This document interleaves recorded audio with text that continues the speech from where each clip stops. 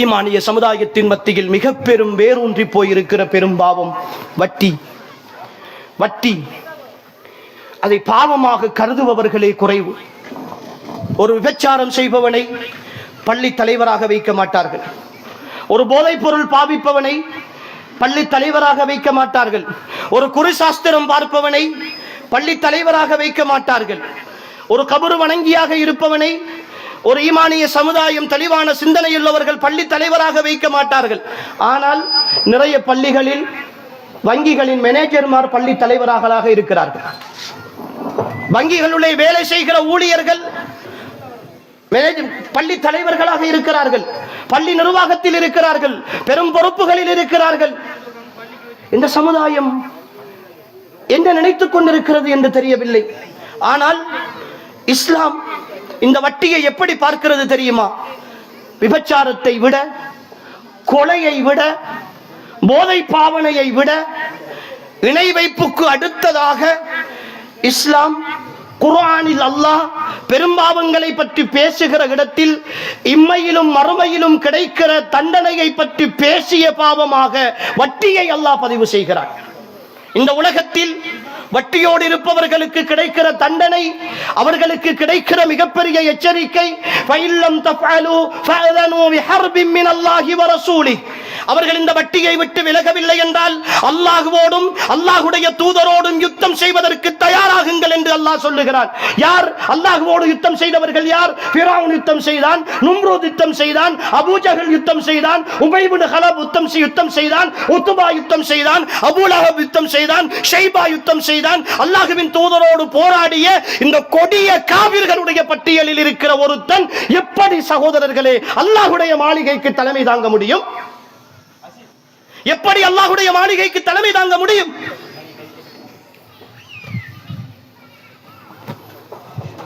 இன்னும் ஒரு வசனத்தில் அல்லாஹ் சொல்லுகிறான், என் ஈமானிய உறவுகளை புரிந்து கொள்ளுங்கள்.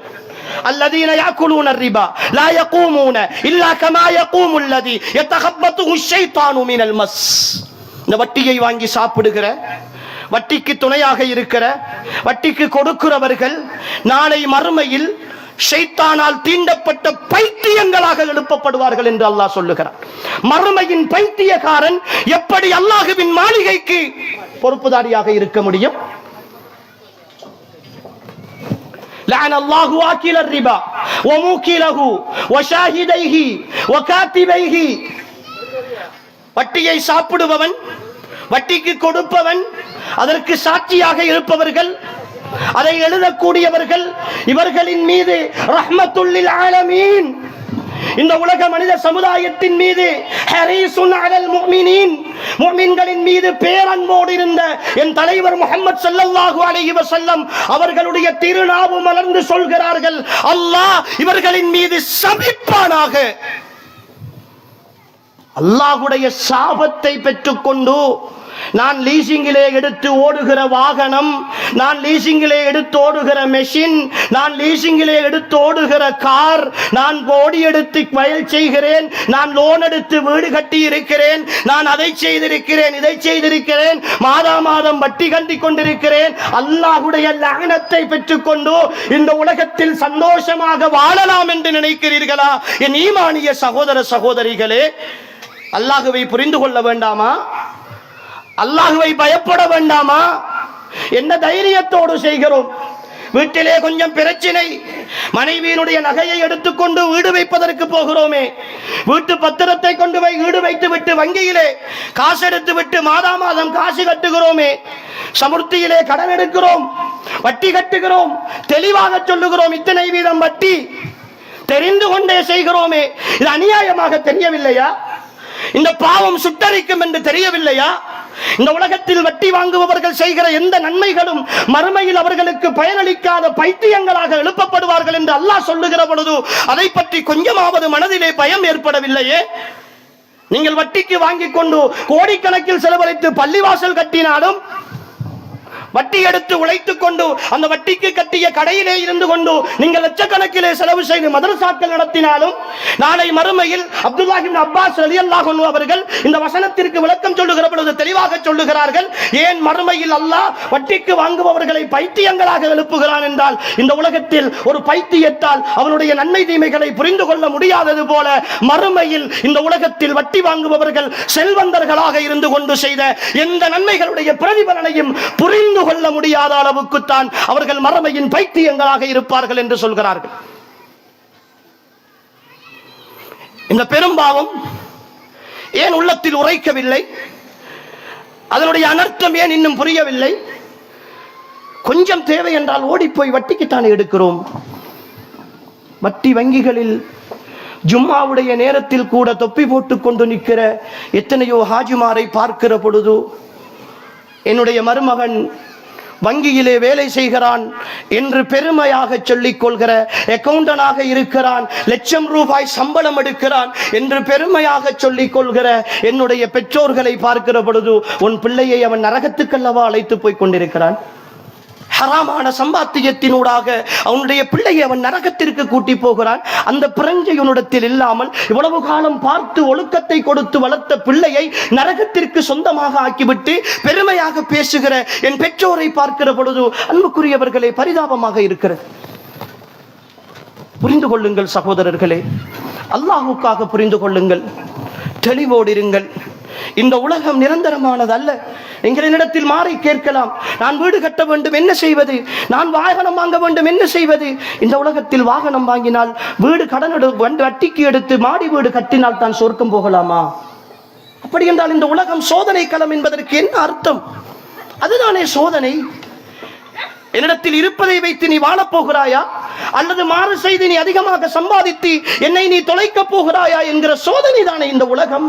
அல்லாஹுவா உலகமா? அல்லாஹுவா இந்த உலகத்தின் சந்தோஷமா? அல்லாஹுடைய திருப்தியா இந்த உலகத்தினுடைய நிம்மதியா என்கிற போட்டி தானே இந்த உலகம். எதை தெரிவு செய்ய போகிறோம்? எதை தெரிவு செய்ய போகிறோம்? இல்லை, இந்த உலகத்தின் சந்தோஷம் மட்டும்தான் எனக்கு வேண்டும் என்றால் மறுமையை பற்றி பேச என்ன அருகதை எனக்கும் உங்களுக்கும் இருக்கிறது? இனிமானிய உறவுகளே, அல்லாஹுவை பயந்து கொள்ளுங்கள், அல்லாஹுவை பயந்து கொள்ளுங்கள். வட்டியை சர்வசாதாரணமாக கையாளுகிறார்கள். இன்று விளம்பரங்கள், வாகனங்கள் விற்கிற சகோதரர்கள், வாகனங்கள் வாங்கி விற்கிற சகோதரர்கள் விளம்பரம் போடுகிறார்கள், ஸ்டேட்டஸ்கள் வைக்கிறார்கள். வாகனத்தினுடைய விலை இவ்வளவு, கைக்கு இவ்வளவு தர வேண்டும், இவ்வளவுக்கு லீசிங் போட்டு தரப்படும் என்று சொல்லுகிறார்கள். வட்டிக்கு துணை செய்வதில்லையா? வட்டிக்கு துணை இல்லையா இதெல்லாம்? அண்மையிலே ஒரு சகோதரர் என்னிடத்திலே கவலையோடு பேசினார். எனக்கு 1 லட்சம் ரூபாய் அவசரமாக காசு வேண்டும் மௌலவி. ஒரு இடத்திலே போய் கேட்டேன். 2 மாத தவணையில் தருவதாக சொன்னார்கள். எப்படி என்றால் 80,000 ரூபாய் தருவோம், நீங்கள் ஒப்படைக்கிற பொழுது 1 லட்சம் ரூபாய் தர வேண்டும். 50,000 தந்தால் ஒப்படைக்கிற பொழுது 60,000 தர வேண்டும். அப்படி தர முடியுமாக இருந்தால் நாங்கள் தருவோம் என்று ஒருவனுடைய கஷ்டத்தில் விலை பேசுகிறார்கள். இந்த சம்பாத்தியம் எப்படி சகோதரர்களை மிஞ்ச போகிறது? அல்லாஹ்வுடைய வசனத்தில் உங்களுக்கு நம்பிக்கை இல்லையா?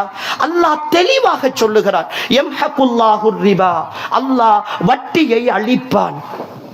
நம்புங்கள் சகோதரர்களே, குர்ஆனை நம்புங்கள், குர்ஆனிய வசனத்தை உண்மை என்று நினையுங்கள், அல்லாஹ்வுடைய வார்த்தை சத்தியமானது என்று நினையுங்கள்.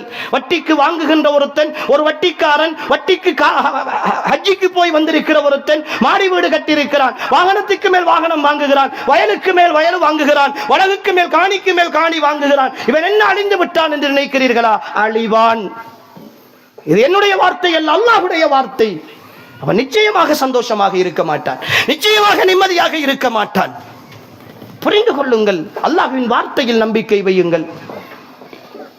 அன்புக்குரியவர்களே, தயவு செய்து உங்களிடத்தில் பணிவோடு கேட்டுக்கொள்கிற விஷயம், இந்த பாவங்கள் பேசுகிற விஷயங்கள் வரும் கதைகளாக சொன்னவைகள் அல்ல, உள்ளத்தின் குமுறல்கள். உங்களோடு உங்கள் இதயங்களிடத்திலே ஒப்படைத்திருக்கிறேன். இந்த பாரத்தை, இந்த அமானிதத்தை ஒப்படைத்திருக்கிறேன். கொஞ்சம் தனிமையில் சிந்தியுங்கள், தஹஜ்ஜுடைய நேரம் எழும்புங்கள், அல்லாஹ்வோடு பேசுங்கள், அல்லாஹ்விடத்தில் கேளுங்கள். யா அல்லாஹ், பெரும் பாவங்கள் செய்யாத ஒரு தூய்மையான வாழ்க்கையை தந்துவிடு. அல்லாஹ் மோமின்களை பற்றி சொல்லுகிறானே, அல்லதீன யஜ்தனிபூன கபாயிரல் இஸ்மி வல் ஃபவாஹிஷ இல்லல் லமம். இருந்தாலும் மோமின்கள் இருக்கிறார்களே, அவர்கள் பெரும் பாவங்களை தவிர்ந்து கொள்வார்கள், மானக்கேடான விஷயங்களையும் தவிர்ந்து கொள்வார்கள். இல்ல லமம், லமம் என்று சொல்லுகிற சின்ன சின்ன தவறுகளை தவிர என்று அல்லாஹ் சொல்லுகிறான். அன்புக்குரியவர்களே, சிறிய தவறுகள் மனிதர்கள் என்ற அடிப்படையில் நடக்கும், ஆனால் பெரும் பாவங்கள் எங்களுக்குள் நடந்துவிட